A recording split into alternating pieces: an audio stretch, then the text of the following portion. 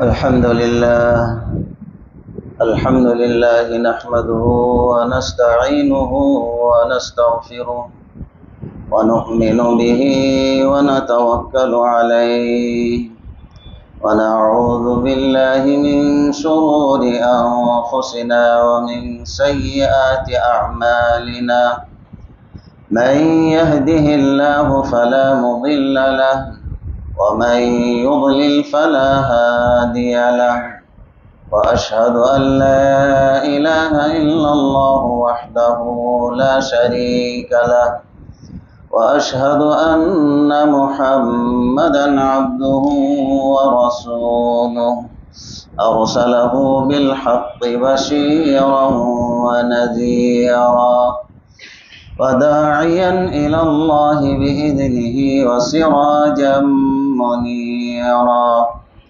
أما بعد فإن أصدق الحديث كتاب الله وخير الهدي هدي محمد صلى الله تعالى عليه وعلى آله وسلم وشر الأمور محدثاتها وكل محدثة بدعة وكل بدعة ضلالة وكل ضلالة في النار أما بعد فأعوذ بالله من الشيطان الرجيم يا أيها الذين آمنوا اتقوا الله حق تقاته ولا تموتن إلا وأنتم مسلمون يا أيها الناس اتقوا ربكم الذي خلقكم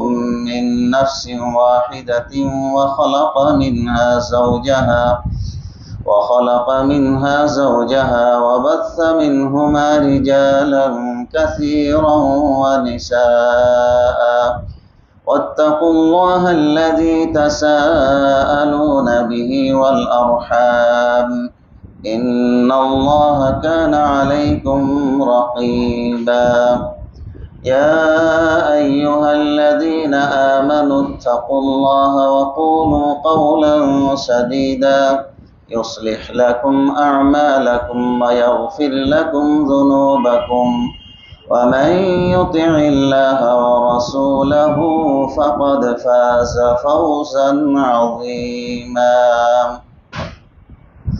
وقال الله تعالى في آية أخرى فانكحوا ما طاب لكم من النساء مثنى وثلاث ورباع فإن خفتم ألا تعدلوا فواحدة أو ما ملكت أيمانكم ذلك أدنى ألا تعونوا وآتوا النساء صدقاتهن نحلة فإن طبن لكم عن شيء منه نفسا فكلوه هنيئا مريئا.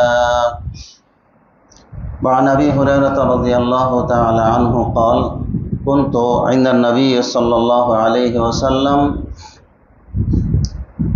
فأتاه رجل فأخبره أنه تزوج امرأة من الأنصار فقال له رسول الله صلى الله عليه وسلم أنظرت إليها؟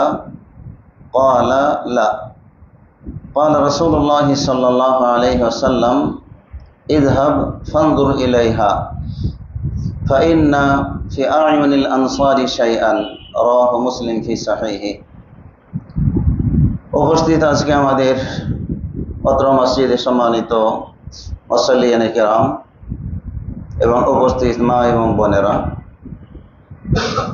প্রশংসা মাত্রই আল্লাহ রাব্বুল আলামিনের জন্য যে আল্লাহ রাব্বুল আলামিন দুনিয়া আবাদ করার জন্য অসংখ্য মানুষ আল্লাহ রাব্বুল আলামিন দুনিয়াতে ছড়িয়ে দেওয়ার জন্য আদম আলাইহিস সালাতু ওয়াস সালাম এবং হাওয়া আলাইহিস সালাতু ওয়াস সালামের মাধ্যমে আল্লাহ ব্যবস্থা করেছেন। প্রথমে আল্লাহ তাআলা আদমকে সৃষ্টি করলেন, তার শান্তির জন্য আল্লাহ রাব্বুল আলামিন তার থেকেই তার স্ত্রী হাওয়া আলাইহিস সালাতু ওয়াস সালামকে সৃষ্টি করলেন।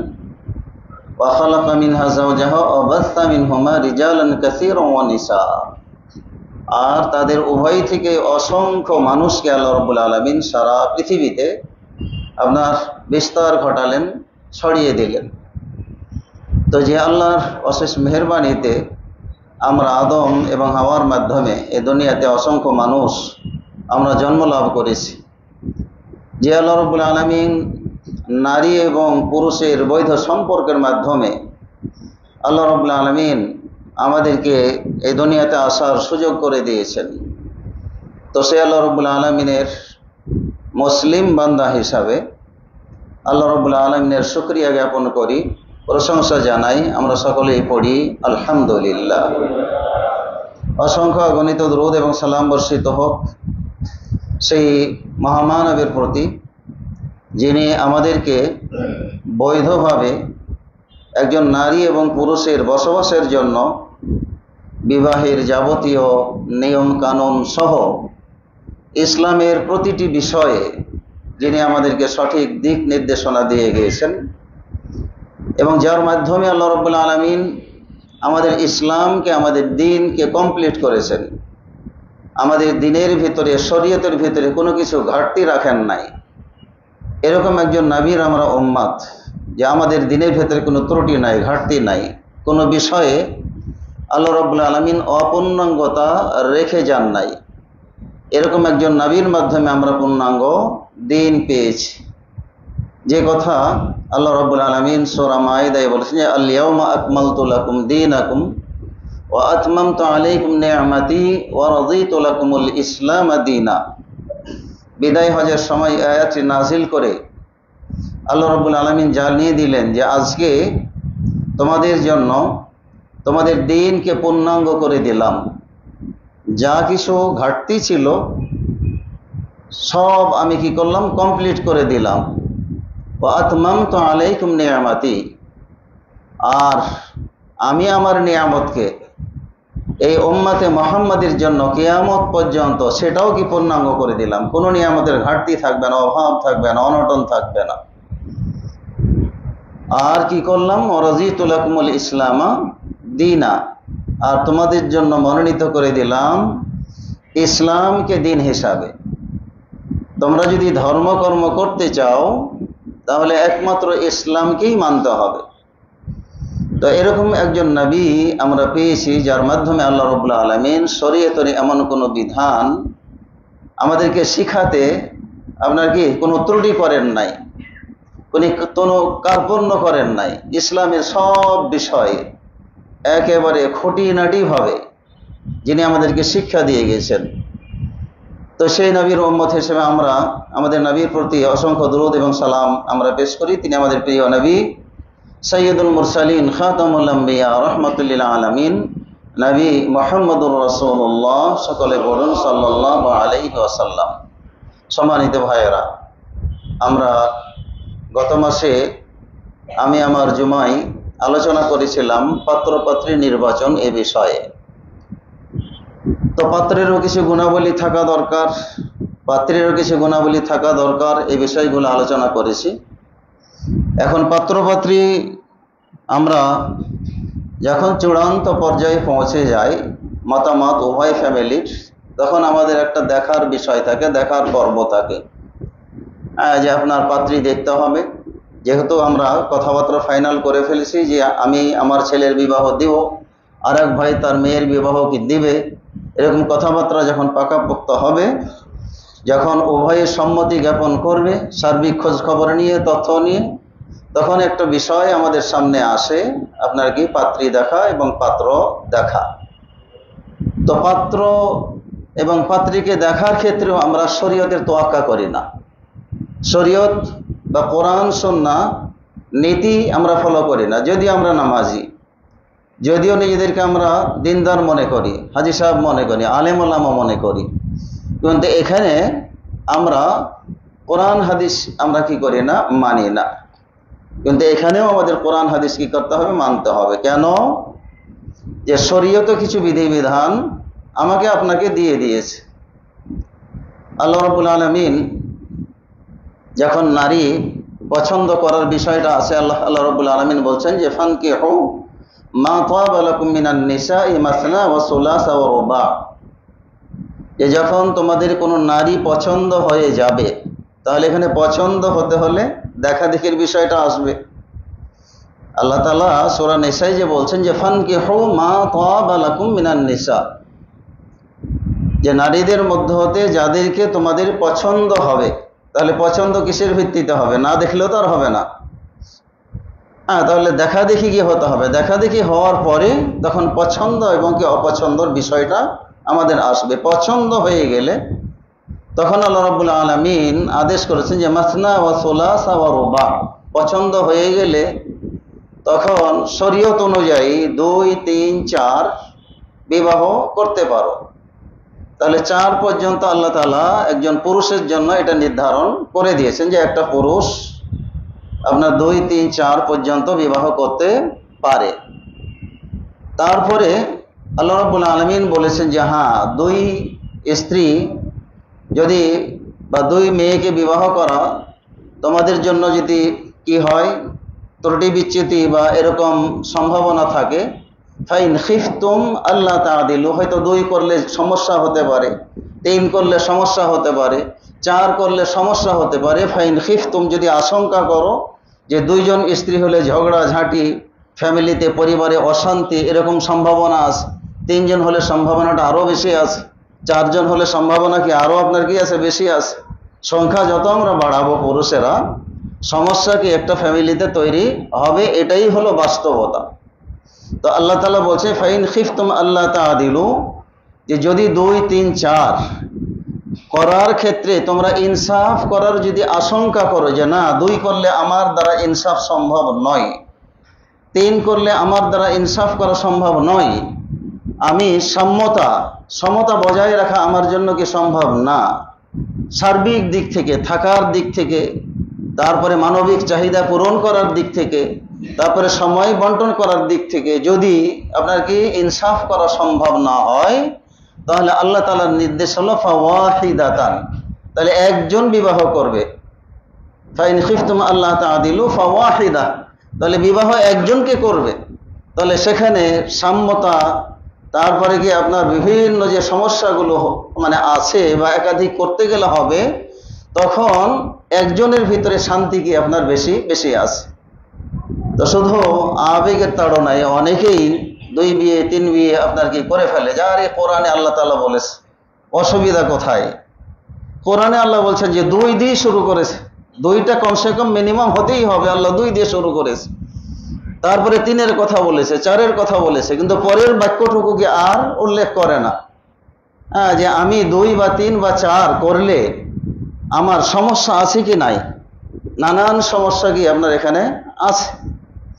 তো যাদের পূর্ণাঙ্গ এরকম তৌফিক আল্লাহ রাব্বুল আলামিন দিয়েছেন, তাদের জন্য কি আমরা বলতে পারি যে তাদের জন্য কি আছে, জায়েজ আছে।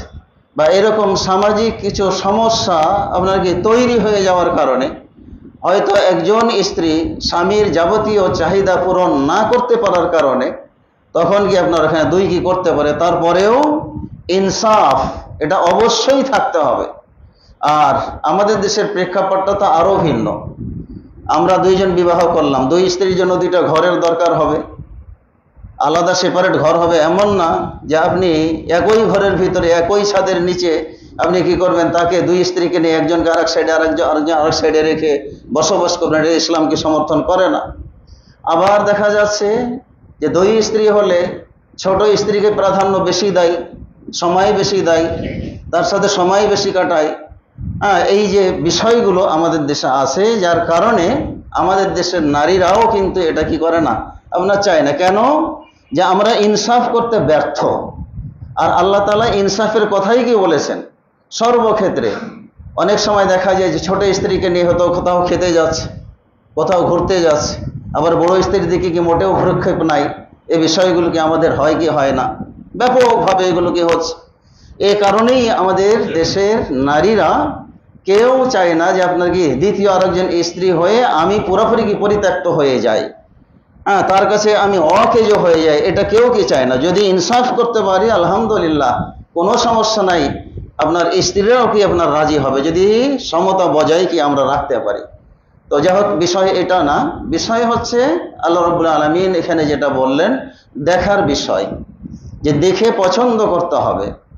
এখন বউ বা পাত্রী দেখার ক্ষেত্রে আমরা দলবদ্ধভাবে যেভাবে একজন মেয়েকে দেখার জন্য যাই, আমরা মোটামুটি প্রাথমিক পর্যায়ে হয়তো খালাতো ভাই, মামাতো ভাই, তারপরে কি আপনার চাচা, তারপরে দেখা যাচ্ছে কি যে বাবা হয়তো যায় না, অনেক ফ্যামিলিতে বাবাও কি আপনার যায় ছেলের সাথে। আর ছেলেকে দেখানো পাত্রী, এটা আমাদের দেশের কালচার ইদানিং হয়েছে। আগে ছেলেদেরকেও কি করা হতো না, পাত্রী দেখতে দেওয়া হতো না। যে তুই কি বুঝোস, তোমার জ্ঞানই কতটুকু আছে, তোমার বিয়ে দিচ্ছি আমরা মুরব্বী, আমরা যাব কি মানে দেখতে। তো আগে ছেলেকেও কি আপনার বউ দেখার জন্য নিয়ে যাওয়া হতো না। ইদানিং আলহামদুলিল্লাহ বিভিন্ন আলোচনার কারণে, কোরআন হাদিস জানার কারণে এখন ছেলেরা দেখতে যায়। মা বাবা কি সুযোগ করে গিয়ে আপনার দেয়।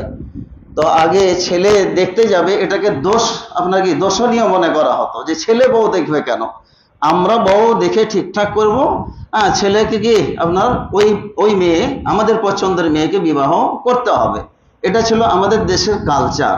তো এটা এখন পরিবর্তন হয়েছে, কিন্তু পরিবর্তন হয়ে এটা আবার এমন একটা পর্যায়ে চলে গিয়েছে যে সেটাও আপনার শরীয়তকে কি মানে শরীয়তকে লঙ্ঘন করেছে। বউ দেখতে গিয়ে, বউ যে দেখতে হবে, আমরা কোরআন থেকে এটা আমরা প্রমাণ পেলাম, হাদিস থেকে আল্লাহ রাসূল সাল্লাল্লাহু আলাইহি সাল্লাম বর্ণনা করেছেন। আবু হুরায়রা রাদিয়াল্লাহু তাআলা আনহু থেকে হাদিসটি বর্ণিত, সহিহ মুসলিমে আপনার হাদিসটি গিয়ে এসেছে। আবু হুরায়রা রাদিয়াল্লাহু তাআলা আনহু তিনি বলছেন যে আমি একদিন বসেছিলাম আল্লাহ রাসূল সাল্লামের কাছে।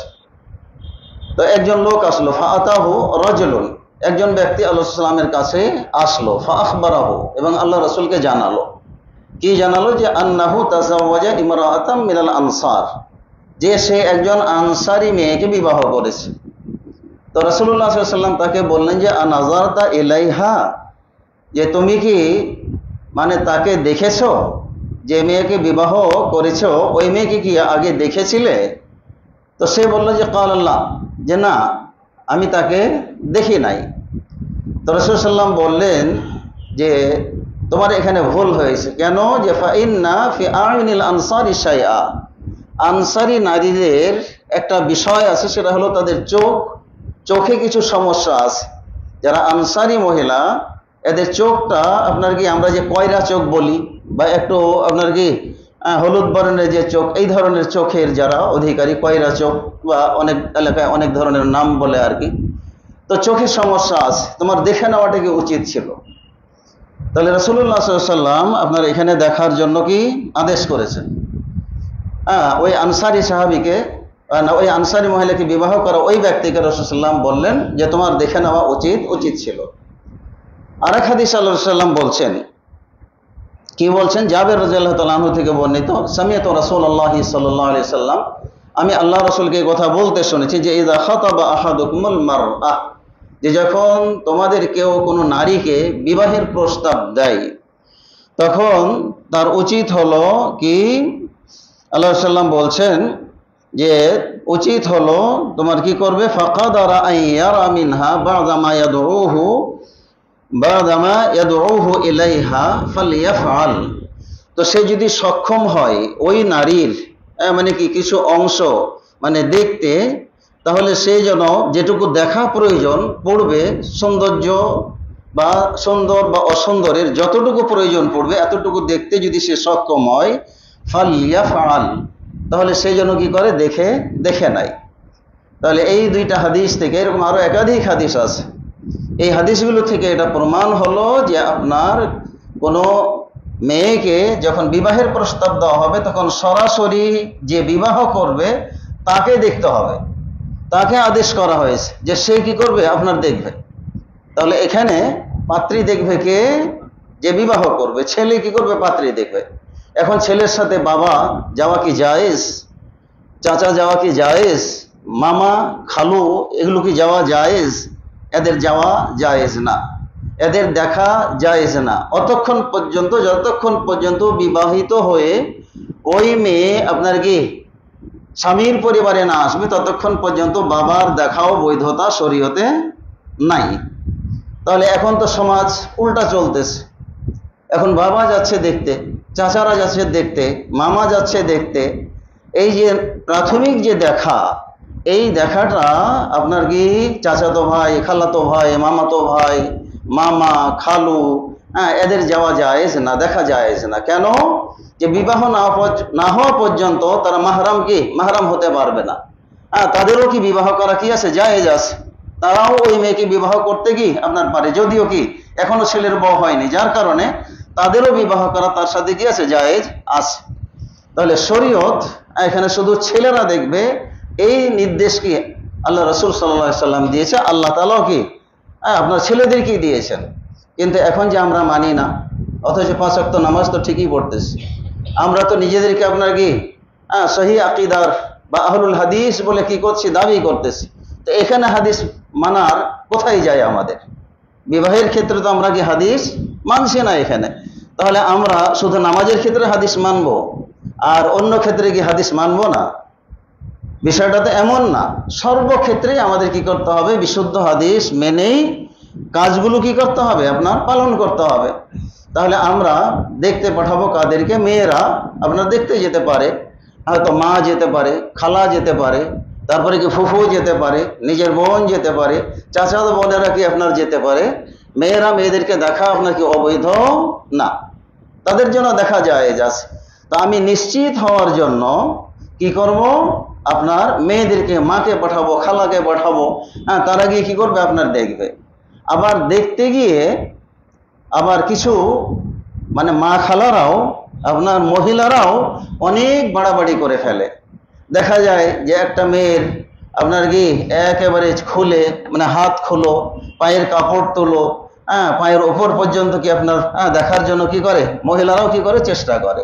আপনার দেখা যায় যে আপনার কি চুল খুলে, চুল তো দেখা যেতে পারে, অতটুকু জায়েজ আছে, কিন্তু আপনার কি হাত তুলে মানে দেখাতে হবে, তারপরে পায়ের কাপড় ওপর পর্যন্ত তুলে কি আপনার দেখাতে হবে। এগুলো কি আপনার হারাম। এগুলো নারীদের জন্য, নারীরা আপনার কি লজ্জার স্থান, সেদিকে তাকানো কি আপনার তাদের জন্য জায়েজ না। তো এগুলো কুপ্রথা কি আপনার আছে, যে অতিরঞ্জিত কিছু দেখার জন্য কি তারা চেষ্টা করে।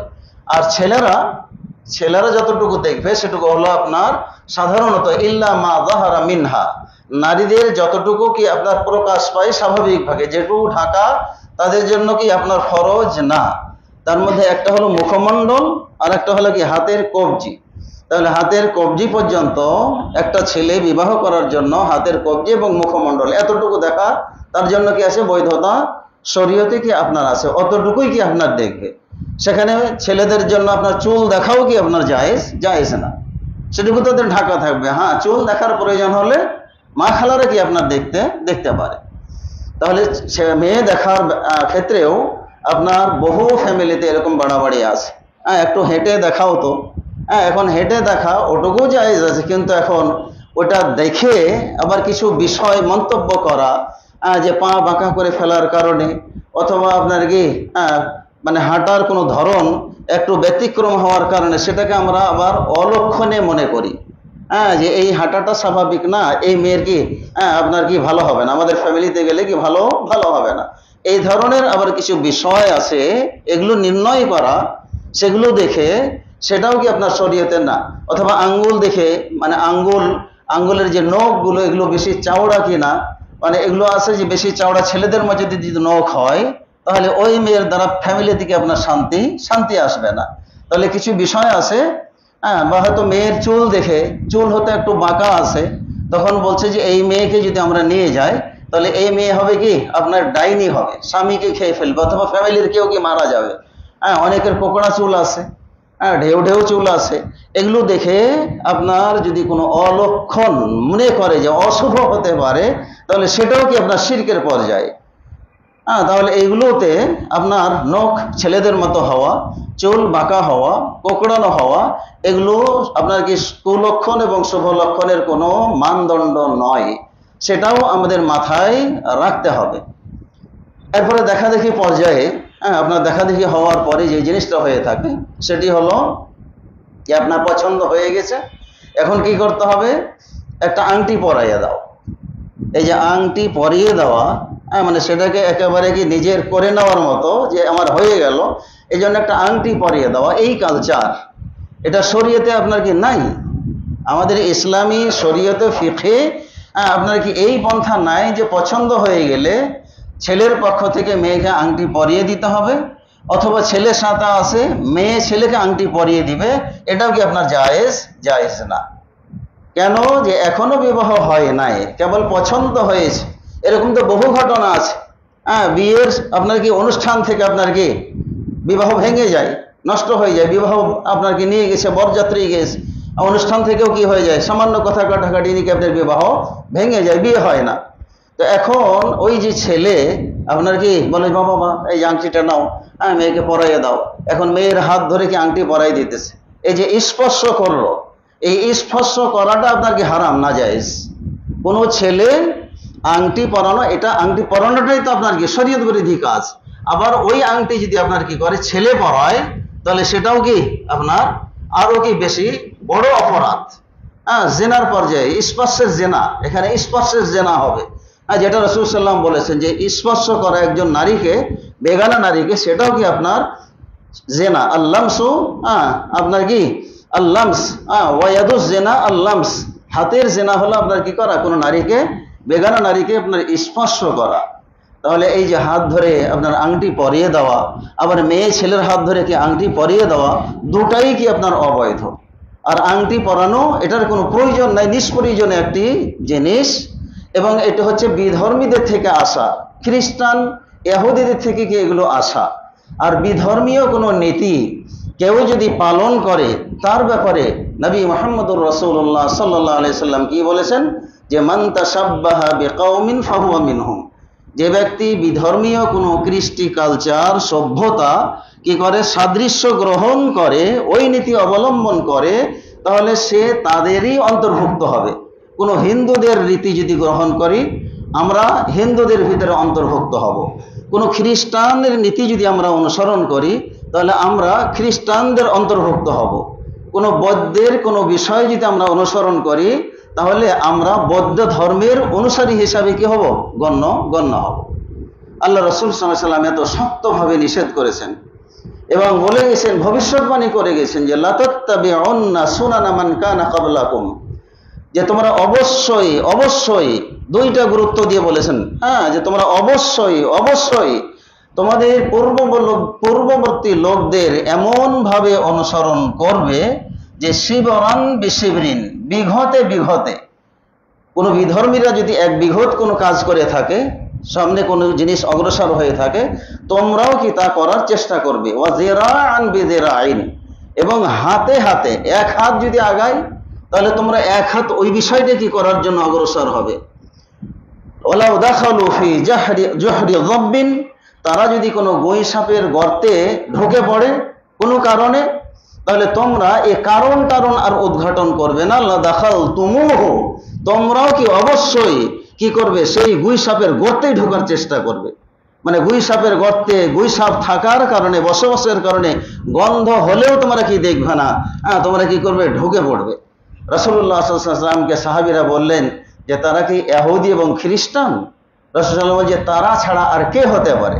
তাহলে বর্তমান সমাজে আমরা খ্রিস্টানদের রীতি বহু জায়গায়, বহু বিষয়ে আমরা কি করি, তাদের অনুসরণ করে থাকি। তার মধ্যে একটা হলো আপনার কি এই আংটি পরার রেওয়াজ।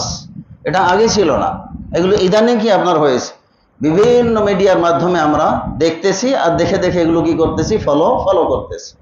তাহলে আমরা এই যে আংটি পরার যে রেওয়াজ, মুসলিম যদি আমরা হয়ে থাকি, সত্যিকার যদি আমরা রাসূল সাল্লামের মুত্তাবি, অনুসারী নিজেদেরকে দাবি করি, তাহলে এই আংটি পরার রেওয়াজ এটা আমাদের বন্ধ করতে হবে। কোনো আংটি পরাপরি নাই, কথা ফাইনাল হয়ে যাবে, বাস যেদিন বিবাহের ডেট হবে সেই দিন কি বিবাহ পড়িয়ে আপনি আংটি পরান আর যাই পরান, বিবাহ পড়ানোর পরে কি করতে হবে, পরিয়ে দিতে হবে।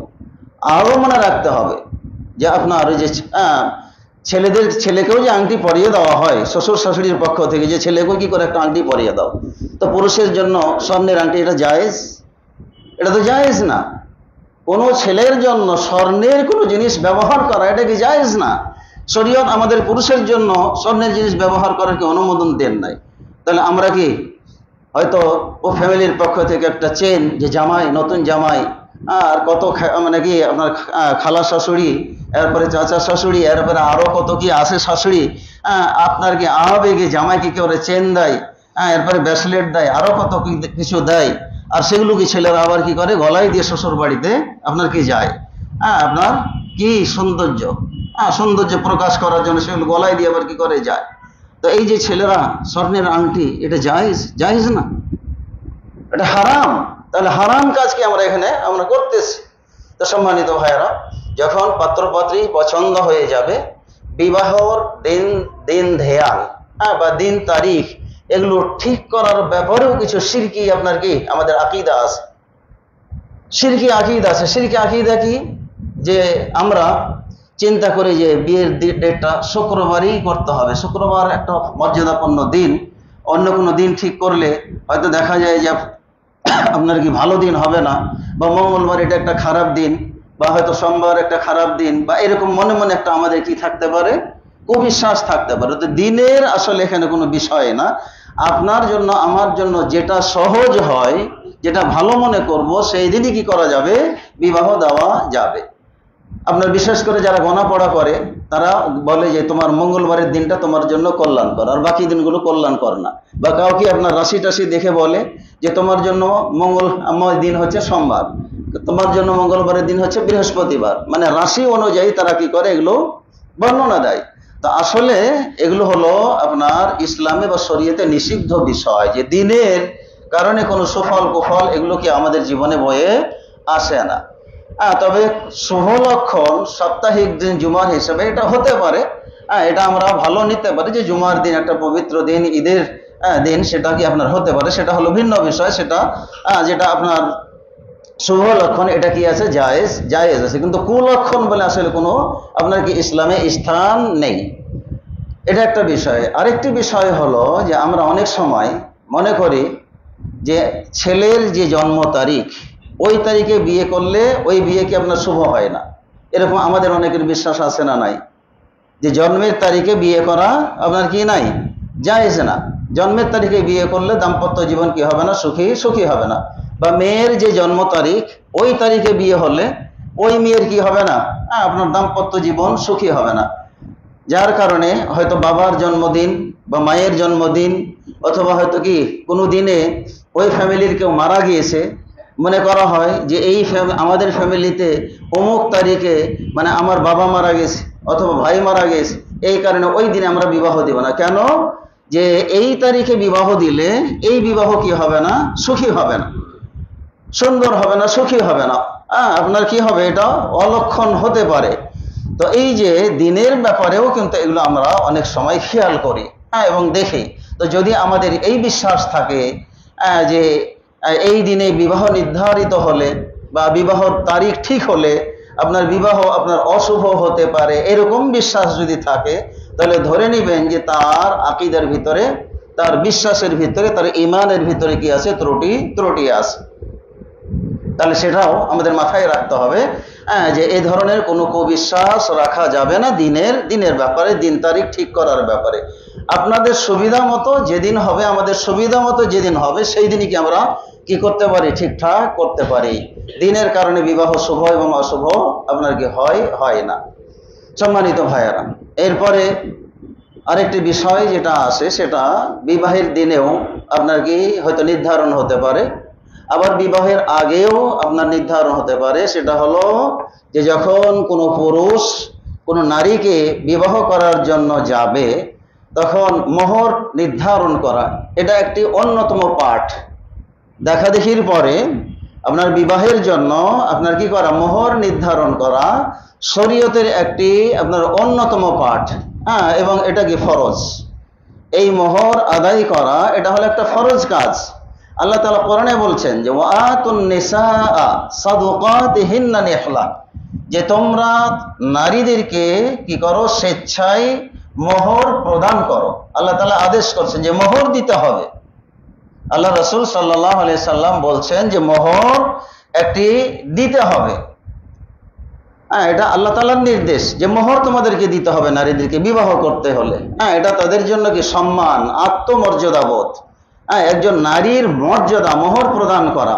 তো এই মোহর প্রদান করা এটা নারীদের মর্যাদার জন্যই আল্লাহ রাব্বুল আলামিন কি করেছেন, এটা ফরজ করে দিয়েছেন। ওয়া আতুন নিসা সাদুকাতিহিন্না নিহলা ফাইন তিবনা লাকুম আন শাইইন। তাহলে মোহর স্বেচ্ছায় নিজ উদ্যোগে একজন ছেলেকে কি করতে হবে? হ্যাঁ, আপনার তার স্ত্রীর মোহর প্রদান করতে হবে। তো এই মোহর প্রদান করার ক্ষেত্রেও, নির্ধারণ করার ক্ষেত্রেও, আমাদের আদায় করার ক্ষেত্রেও কিছু শিথিলতা আমাদের আছে। হ্যাঁ, আমরা এটাকে খুব সামান্য কিছু কি মনে করি, কিন্তু না, এটা সামান্য বিষয় না, এটা খুব গুরুত্বপূর্ণ কি একটি বিষয়। মোহর নির্ধারণ করতে হবে। এক সাহাবী বিয়ে করতে চাইলেন। প্রথমে ওই নারী আল্লাহ রাসূল সাল্লামকে প্রস্তাব দিলেন যে আল্লাহ রাসূল, হ্যাঁ মানে আমাকে আপনি বিবাহ করুন। রাসূল সাল্লাম বললেন যে আমার প্রয়োজন নাই। কয়েকবার বলল। তাহলে এই হাদিস থেকে আরেকটা শিক্ষা, যে কোনো বুদ্ধিমতী নারী, প্রাপ্তবয়স্কা নারী কোনো ছেলেকে পছন্দ হলে প্রস্তাব দেওয়া জায়েজ, কিন্তু আপনার কি তার সাথে প্রেম প্রীতি করা কি নাই, জায়েজ নাই। কিন্তু যদি পছন্দ হয়, দিনদার হয়, তাহলে বুদ্ধিমতী নারী, সচেতন নারী একজন ভালো মানুষকে বিয়ের প্রস্তাব সরাসরি দেওয়া জায়েজ। যেমনটি রাসূলুল্লাহ সাল্লাল্লাহু আলাইহি ওয়াসাল্লামকে ওই নারী প্রস্তাব দিয়েছিল যে হে রাসূল, আপনি কি করুন, আমাকে বিয়ে করুন। তো রাসূলুল্লাহ বললেন যে আমার প্রয়োজন নাই। হ্যাঁ, তখন এক সাহাবী বললেন যে হে আল্লাহ রাসূল, যেহেতু আপনি বিয়ে করবেন না, কি করেন, তার সাথে আমার বিয়ে দিয়ে দেন। তো রাসূলুল্লাহ সাল্লাল্লাহু আলাইহি ওয়াসাল্লাম বললেন যে তোমার ঘরে কি মোহর দেওয়ার মতন কিছু আছে? ওই সাহাবী বললেন যে না, কিচ্ছুই নাই। রাসূলুল্লাহ বললেন যে দেখো, ইলতামিস ওয়ালাউ খাতিমান, যে একটু খুঁজে দেখো, যদি একটা লোহার আংটিও পাওয়া যায় তারপরেও তোমাকে মোহর দিতে হবে। তো ওই সাহাবী বলছে ইয়া রাসূলুল্লাহ, মানে লোহার একটা আংটিও আমার কাছে নাই। তখন রাসূল সাল্লাল্লাহু আলাইহি ওয়াসাল্লাম কি বলেন যে হাল মা'আকা মিনাল কোরআন, যে তোমার কাছে মানে তোমার মুখস্থ কি কোরআনের কিছু মুখস্থ আছে? তখন সে বলল যে অমুক সূরা আমার মুখস্থ আছে। রাসূলুল্লাহ সাল্লাল্লাহু আলাইহি ওয়াসাল্লাম বললেন যে যাও, ওই সূরাগুলি তোমার মোহর নির্ধারণ করে দিলাম, এবং তার বিনিময়ে বিবাহ পড়িয়ে দিলাম, এবং তুমি পরবর্তীতে তোমার যে কয়টি সূরা মুখস্থ আছে ওই সূরাগুলো তোমার স্ত্রীকে শিখিয়ে দিবে। তাহলে দেখুন মোহরের কত গুরুত্ব রাসূলুল্লাহ সাল্লাল্লাহু আলাইহি ওয়াসাল্লাম কি করেছেন, দিয়েছেন। তাহলে এই যে মোহর নির্ধারণ আমরা করার ক্ষেত্রে দেখা যায় কিছু বাড়াবাড়ি আছে, আবার কিছু ছাড়াছাড়িও আছে। দেখা যায় অনেক বড় লোক মানুষ, অনেক অর্থ সম্পদ আছে, কিন্তু মোহর নির্ধারণ করতে গিয়ে তখন চিপাচিপি করে। বলে যে না, আল্লাহ রাসূল সাল্লাল্লাহু আলাইহি ওয়াসাল্লাম তো কম মোহর মানে কি হলেই ভালো বলেছেন। তখন এই হাদিস খোঁজে, সুযোগ খোঁজে। অর্থ আছে অনেক, বিশাল অর্থের মালিক, কিন্তু মোহর নির্ধারণ করতে গিয়ে তখন আপনার কি করে, 1 লাখ 2 লাখ 3 লাখ, অথচ সে কি আপনার 50 লাখ টাকাও যদি মোহর নির্ধারণ করা হয়, এবং তার আদায় করা সেটাও কি তার পক্ষে খুবই সহজ, তারপরে কি করে না, বাড়ে না। কেন? এখানে খুঁজে হাদিস, এখানে কি করে হাদিস খুঁজে যে আল্লাহ সাল্লাম তো কম মোহরের ব্যাপারে উৎসাহ দিয়েছে। তখন ওই কম মোহর দেওয়ার চেষ্টা করে, অর্থাৎ তার স্ত্রীকে ঠগানোর কি করতেছে, চেষ্টা করতেছে। তাহলে মোহর এটা আমাদের অবস্থা অনুপাতে, বা অনেক দেখা যায় যে গরিব মানুষ হয়তো রিক্সা চালিয়ে খায়, মেয়ের অভিভাবক যারা আছেন মেয়ে পক্ষের, এরা বলে যে না 5 লাখ টাকা মোহর করতে হবে। কেন? যে রিক্সাওয়ালা বেটা যদি কি মেয়েকে ছেড়ে ছুড়ে চলে যায়, তখন তাকে কি করার জন্য, মানে পেঁচে ফেলার জন্য আপনার কি করে, বেশি করে মোহর নির্ধারণ করে। এটাও শরীয়তে কি জায়েজ না। যার যতটুকু আপনার ক্যাপাসিটি আছে ওই অনুপাতে মোহর নির্ধারণ করা, এটা হলো কি ইসলামের আপনার কি নির্দেশ, আর এটাই হলো আল আদল, এটাই হলো কি ইনসাফ। তাহলে আমাদের মোহর কি করতে হবে, আদায় বা নির্ধারণ এটা করে আপনার নগদ দিয়ে দেওয়া, এটাই হলো কি সবচেয়ে আপনার ভালো কাজ। যে আপনার বাসরের আগেই পূর্ণাঙ্গ মোহর একজন ছেলে তার স্ত্রীকে বুঝিয়ে দিবেন, এটাই হলো শরীয়তের কি আপনার নিয়ম। এখন অর্থ এটা দেওয়ার পরে, ওই নারীকে দিয়ে দেওয়ার পরে, এখন ওই নারী বা তার স্ত্রী কি করবে না করবে সেটা হলো সিদ্ধান্ত নেওয়ার মালিক তার স্ত্রী। অনেক সময় দেখা যায় যে আপনার নগদ মোহর কেউ যদি দেয় তাহলে সেটা বাবাই নিয়ে দেয়, বাবা মা সেটা কি করে রেখে দেয় যে আমার মেয়ের মোহর এটা আমার। দিয়ে কি করে আপনার সংসারে খরচ করে ফেলে, না, করা যাবে না। এই হক হলো একমাত্র যার মেয়ে, মানে তারই হক। বাবা এখানে কি সেই মোহরের মালিক কি হতে পারবে না। আর মোহর বাকি রাখার প্রবণতা এটাই হলো আমাদের বাংলাদেশে সবচেয়ে বেশি।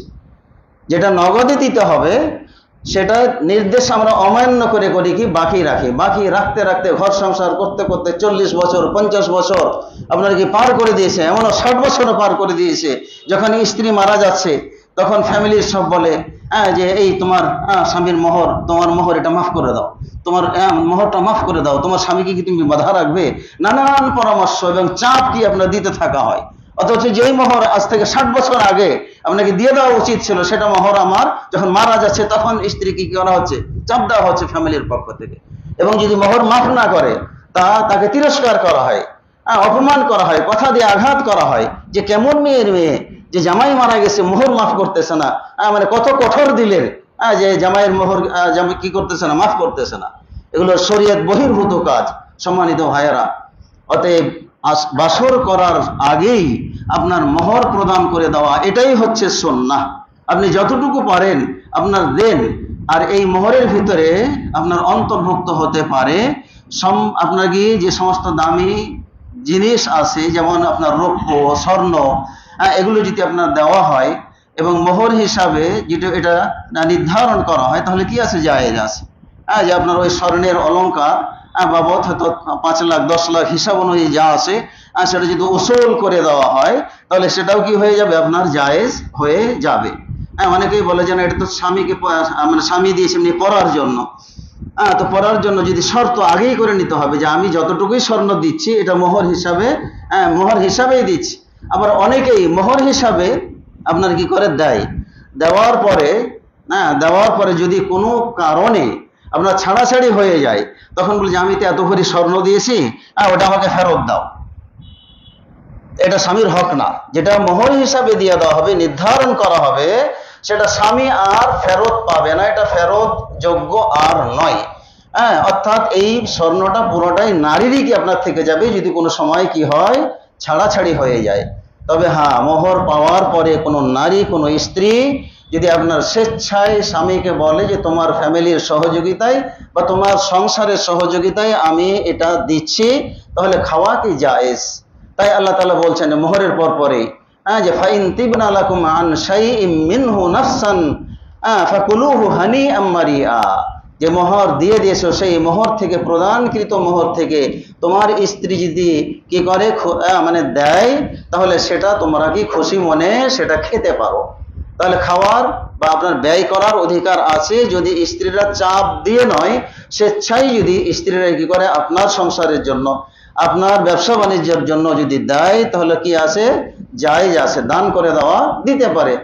তাহলে দান হিসাবে তখন কি আপনি নিতে পারেন, জায়েজ আছে। কিন্তু আমাকে আপনাকে দিতে হবে। না দিয়ে মাফ চাওয়া, বাসর রাতে প্রথমেই না দিয়ে মাফ চাওয়ার যে রেওয়াজ সমাজে আছে, এটা আপনার হারাম, না জায়েজ। মাফ চাওয়ার কোনো অধিকার নাই। এটা আপনার জন্য ফরজ, আপনাকে দিতে হবে।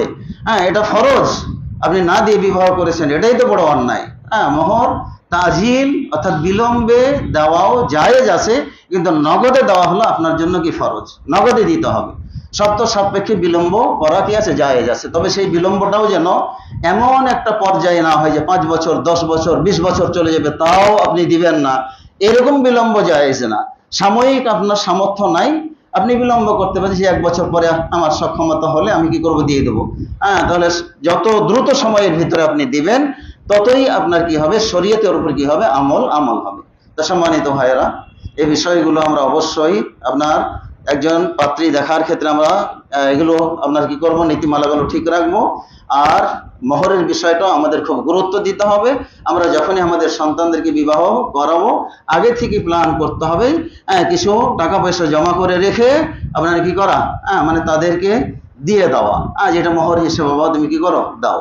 আর ছেলে যদি আপনার সক্ষম হয় চাকরি বাকরি করে, তাহলে তো সে নিজেও কি করতে পারে, মোহরের বিষয়টা সে ঠিকঠাক করে নিতে পারে। তা আল্লাহ রাব্বুল আলামিন আমাদেরকে সর্বক্ষেত্রে যেন আপনার ইসলাম মানার তৌফিক দান করুন। আল্লাহুম্মা আমিন। বারাকাল্লাহু লানা ওয়া লাকুম ফিল কুরআনিল আযীম ওয়া নাফা'না ওয়া ইয়্যাকুম বিল আয়াতি ওয়া যিকরিল হাকীম। ইন্নাহু তাআলা জাওয়াদুন কারীমুম মালিকুম বাররুর রাউফুর রাহিম।